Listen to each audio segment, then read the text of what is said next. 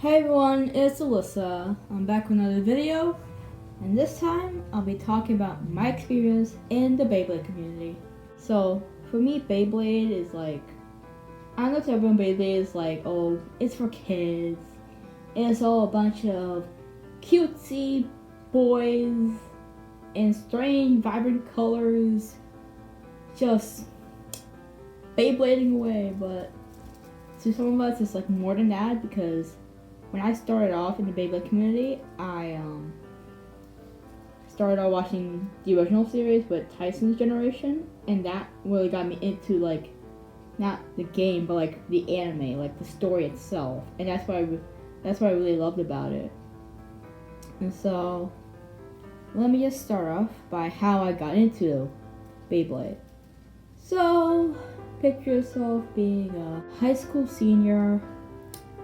You watched a few animes, you try to get into them, they didn't grab you too well, you know, and then you know what, you see something on your TV guide, you're like, you know what, I want to watch that, let me see what it's like, and it's Beyblade Burst, and you see some kid with like puppets for hands, and he's running away saying, I'm moving away. I'm like, are you serious? I'm like, yeah. I'm like, alright. Even though like it looked childish to me, I was like, you know what? I might like look into it, see like the context that build up to that. And so I went to my TV catalog free on demand, and I went to the categories, and boom, there it was. Beyblade Season 1, Episode 1. Tyson is late for a Beyblade match. Like, alright. So I press play. A whole like late 90s anime pops up. Like, oh yeah, like a whole like dragon coming about, Tyson's there, and you see smart kid Kenny. At the end you see one of the best boys in the game, Kai. And then you see the protagonist lose to his rival. And that's how like most animes start, most shonen animes. And so it's like, you know what, let me continue watching this. I want to see if he wins or something. And I continue watching, I continue like getting more into the story. And I was like, wow, I really love this cast. Like, I really like love what's going on here. This is like, I could see like one of my top animes, I say. But yeah, I watched all 3 seasons in the matter of like 2 months. It was like 4 or 3 episodes a day. And mind you, it was finished my final year of high school. So I was watching this like as soon as I came home.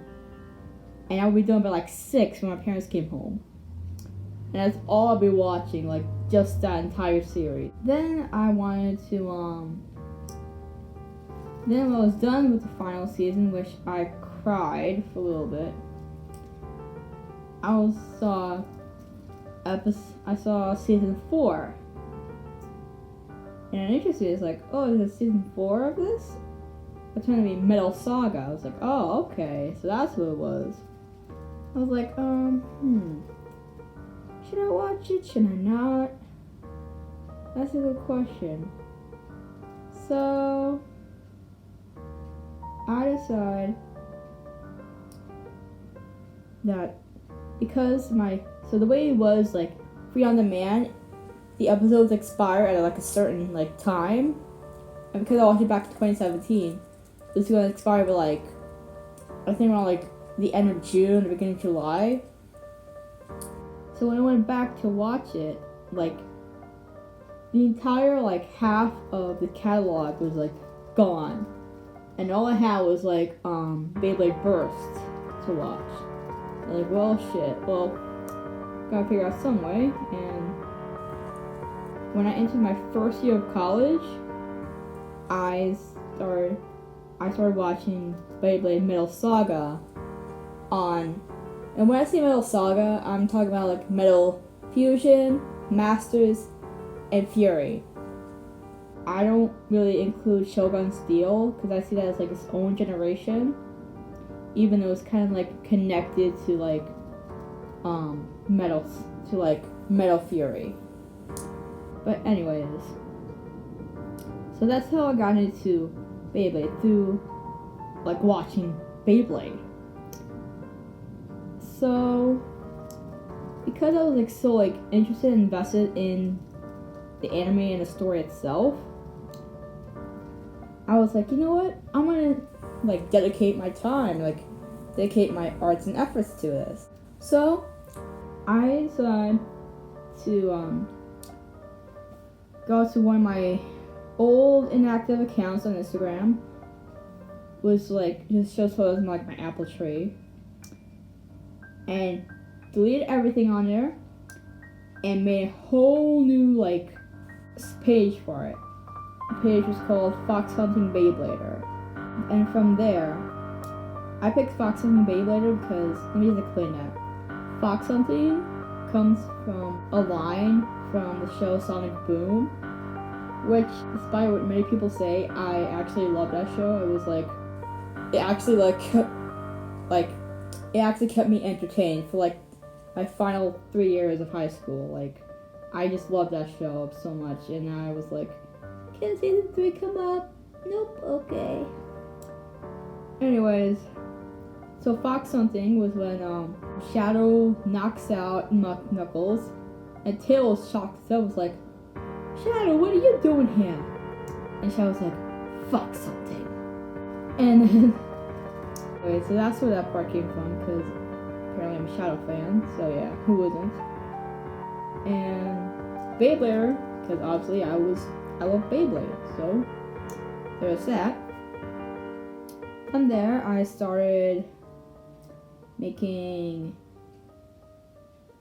Okay, so this is how the AMV started, right? So I have like a few things out of my list, and I'll be like jumping back and forth with it. Just bear with me, and I might make like a part 1, part 2 of this, because this video is always like 10 minutes. So like, I started making AMVs because of this one AMV maker named Blade Arrow 123, who by the way is a great friend.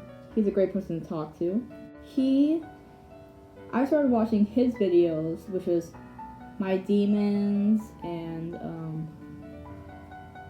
oh my god, what's the kind of video he had? I'll search it up later on. I'll put it back inside.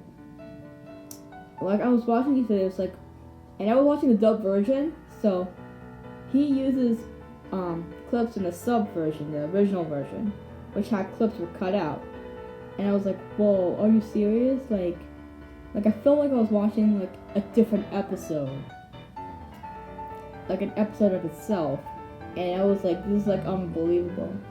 Like the editing and everything, like I was just like drawn into this, man. Like it was like the editing and the production used, and it was like this is all made by like one guy. He did this all by himself. It's like, alright, you know what? Like, I subbed to him, you know? He was like awesome, you know? And so from there, I was like, you know what? I'm gonna make my own AMVs. I wanted to make AMVs that were like, you know, show a different side, or like just for like pretty much not as awesome, not like exactly like his, but like in a sense like carry that same kind of like energy with it. And thus came my hundreds and hundreds, just 100 videos, over 100 video AMVs of Beyblade, which was what my channel was primarily known for. But anyways, from then I started getting an audience, and I started posting my smaller AMVs onto my foxhunting.beyblader account. And that's how people started getting to know me, and like saying, get my own kind of audience and such.